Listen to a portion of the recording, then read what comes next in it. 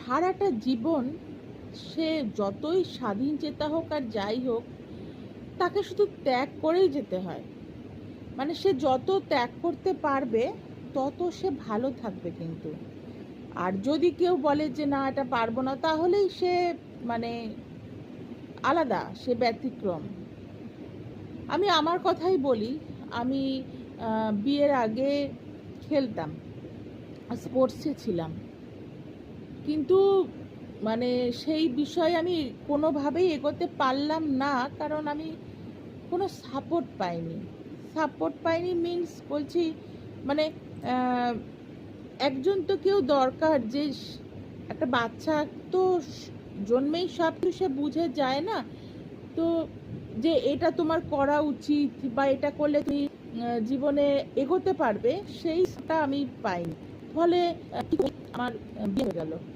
মানে আমার আজও মনে পড়ে, আমি আমার আহ, বাড়ির সামনে সকালবেলা উঠে দৌড়তাম, যেহেতু আমি খেলতাম, স্পোর্টসে ছিলাম, দৌড়দৌড়ি করতাম বা যেটুকুনি আমার পক্ষে সম্ভব ছিল সেইটুকুনি আমি করতাম। কিন্তু তাতে বিশেষ লাভ কিছুই হলো না।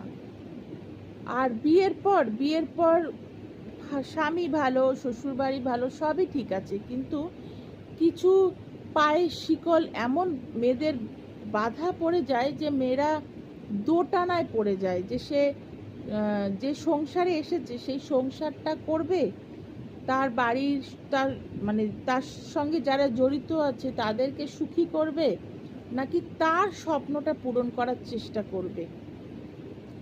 এই করতে করতেই না কখন সময়টা পেরিয়ে যায় আর টেরই পাওয়া যায় না। আর যখন মানে মনে হয় আয়নার সামনে গিয়ে যখন দাঁড়াই, তখন মনে হয় আর সম্ভব না, অনেকটা পথ আমি ফেলে এসেছি।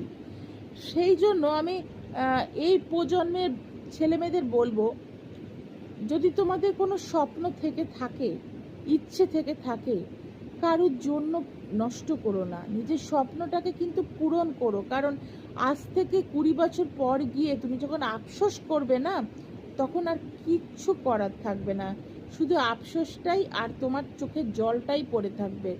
সেই জন্য আজ এক্ষুনি সেই স্বপ্নকে পূরণ করে নাও।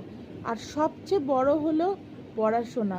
শিক্ষাই তোমার সমস্ত বড় অস্ত্র হয়ে দাঁড়াবে সব কিছুর বিরুদ্ধে। আমি আমার মনের কথাগুলো ভাবছি তোমাদের সাথে শেয়ার করব। আজকে সেটাই শুরুটা করলাম, আস্তে আস্তে চলবে, দেখতে থাকো, শুনতে থাকো।